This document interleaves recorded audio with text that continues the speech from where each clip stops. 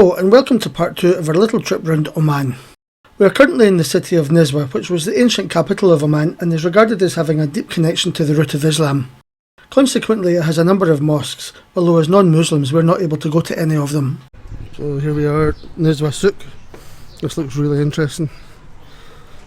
Lots of wee market stalls.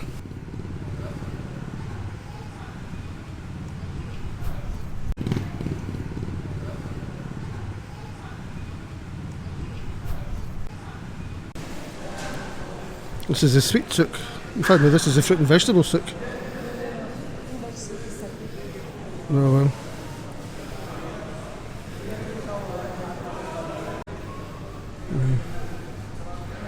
This is sugar and what is it? Saffron. Sugar and, oh wow, that sounds lovely. They have it with coffee.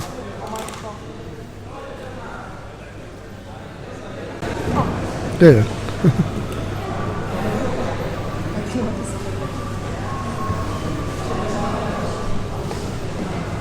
This is Oman coffee and it's got a very heavy cardamom. It's almost like kheer. It's very nice, quite light as a coffee.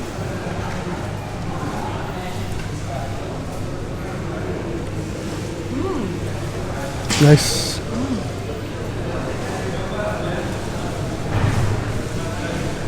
This is just like a coffee. Well, in Oman, this is what you get if you order an egg sandwich. I think it's a paratha with egg stuffed in it. Maybe some tomato.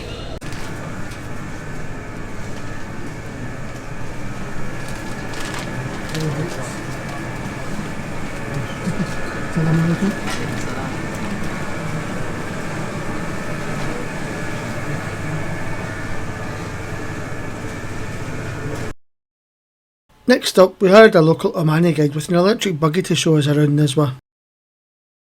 Okay. First time? First time, yeah. First time in Oman. Okay. Where from? Scotland. Scotland. Scotland, and my wife is Indian. Okay. So, two different worlds. We live in Scotland. We live in Scotland. Okay. I'm originally from India. From India, I see. We met in London. Uniting the continents. Yes, yes, exactly. What is your good name? Isa.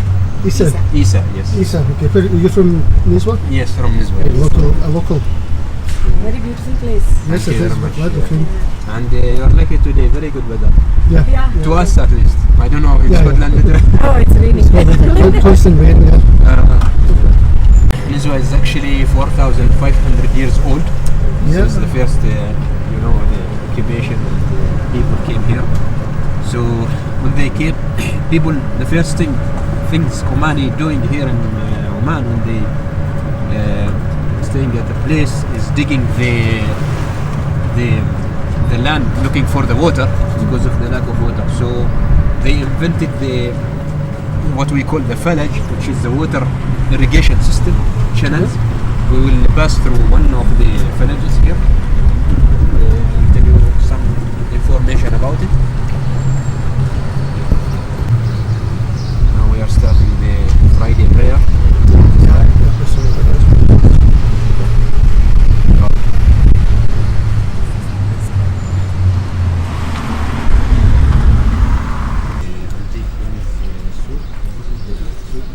Spices and the foodstuff soup. So this is like the area where they do the auctions for the antique items, for khanjar, the swords and the old items here in the early morning every Friday. Okay. Oh, okay. Did you say swords? Swords, yes. Yeah. And Swords? yogurt, or what you call it, the one we wear here. Jagger. Jagger? A dagger, yeah. Jagger, yes. Dagger, Yes. Jagger, yes. One of the services or facilities that still exist here in the village and that been there for hundreds of years is the barbecue oven. This is actually that lady, she is still living in their house. She refused to get out. This is actually a mud house. كيف حالك شباب بخير؟ أزورة كيف حالك؟ Barakallah, inshallah. She is inviting us for coffee. Oh, Sure, very she's nice. Generous. Very nice of her. Yeah. I would love to go. Sounds like a good. We got invited into the old lady's house for coffee and dates. I didn't want to thrust a camera in her face though, so I didn't get much footage there. I always like to try local food. Yeah. I'm a vegetarian, but you can eat all the meat. Okay. Okay. I have not struggled. I have found something to eat. I have found something. So. Yeah, we have big vegetarian restaurants here. I think in Muscat they are much more, but in Nizwa, not that much Oh, actually. I have managed. You have managed. Yeah. Okay. It's not Even in been our bad. non-veg restaurant, you can find some. Exactly.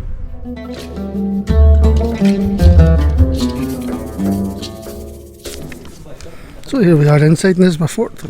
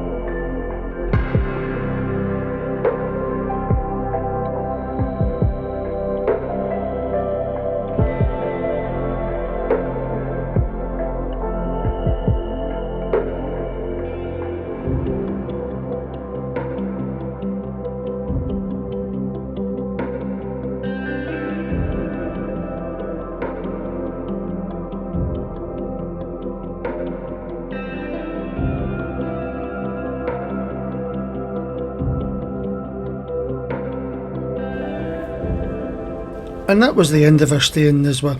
All in all, it's a really good place to visit. For us, it was the first time we had come across an Oman that we could really get out and about on our feet and really see the place properly. The fact we lucked out with accommodation also helped with a very nice apartment right in the heart of the city. Now it's onwards. It's time to get to the desert proper, to a place called Badia, in a desert camp run by the Bedouin. And so we hit the road again, this time heading south into the desert before turning east towards our destination. This was far more interesting than the video might suggest. It was such a unique thing to do, to drive through the desert in the heat like that.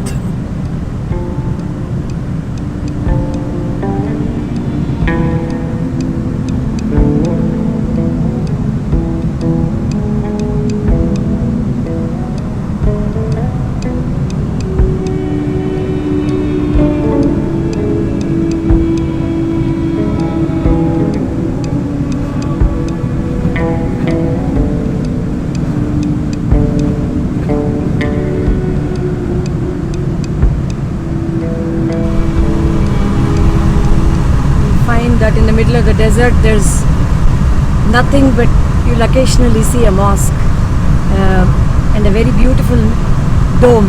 One of the things I've seen is each dome is unique and they've got ornate colors and motifs and patterns on them, so that's beautiful to see.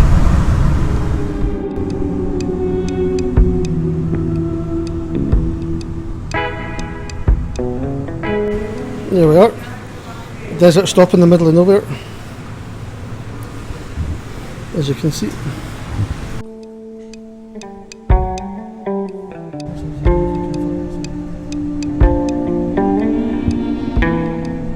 This is us in the desert proper now.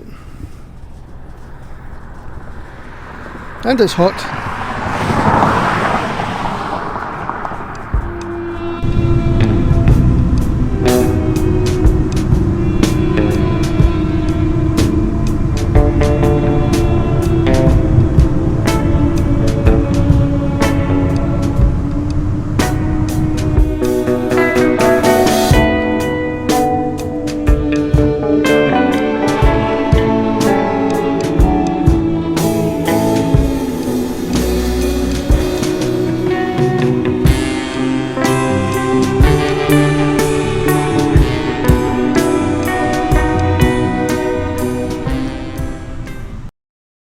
From a parking spot just south of Badia, we were to meet our guide to the desert camp, a local Bedouin named Obaid. From there he would take us by 4x4 right into the camp itself, right across the desert sands.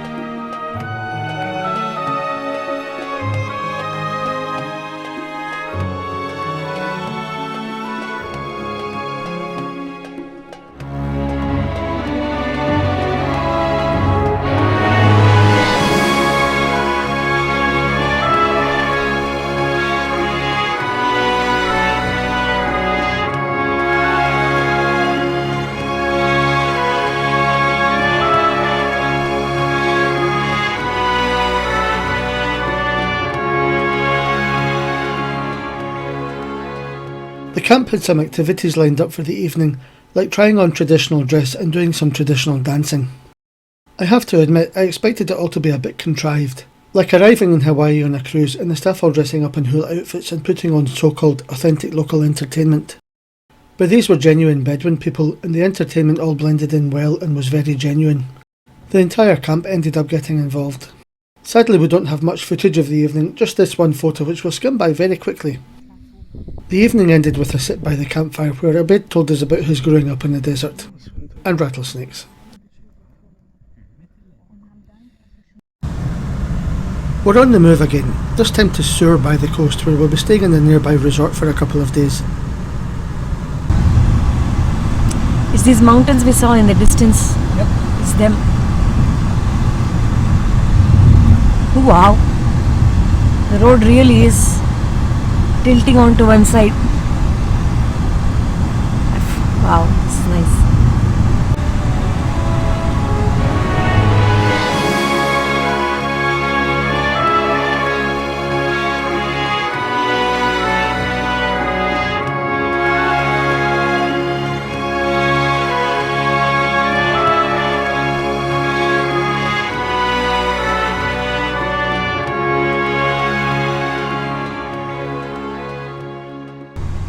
And as we approach the coast, so ends the second video in our Amman series. Next up we'll be seeing Sur, Ras Al Had in the northeasterly tip of the country, and then making our way up the coast to our final destination of the trip, the capital Muscat. Look forward to that in part 3. If you enjoy watching our videos, then please hit the like button and subscribe for more content.